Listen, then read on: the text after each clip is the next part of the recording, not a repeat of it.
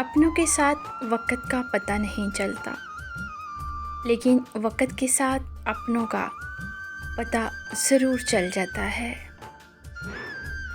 ऐसे लोगों की इज़्ज़त करें जो फ़ुर्सत के औकात में आपसे बातें करते हैं, लेकिन उन लोगों से प्यार करो जो फ़ुर्सत निकाल कर आपसे बातें करते हैं। लिखने वाले ने क्या खूब लिखा है, ज़िंदगी जब मायूस होती है तभी महसूस होती है। बिन रोए तो प्यास भी नहीं करता, फिर ये तो ज़िंदगी है, ऐसे कैसे कट जाएगी।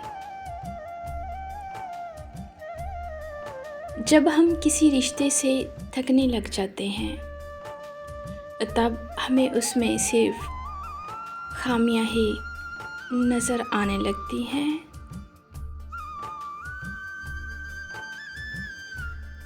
जिस्म की चोट तो वक़्त के साथ ठीक हो जाती है, लेकिन लफ्ज़ों के ज़ख्म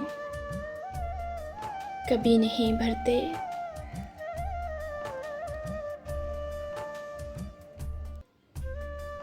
कभी कभी ऐसा भी होता है कि सुकून के लिए दुआ की नहीं, किसी के लफ्ज़ों की ज़रूरत होती है।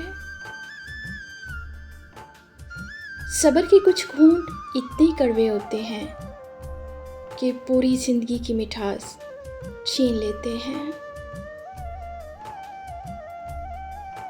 कभी कभी शिकायत करने से बेहतर है कि इंसान खामोश रहे, क्योंकि जब फ़र्क नहीं पड़ता तो शिकायत भी कैसी। मैंने देखा है दिल के दुखने से चेहरे की रंगत खुद ही बदल जाती है। जब इंसान अंदर से टूट जाता है तो वो बाहर से चुप रहना शुरू कर देता है।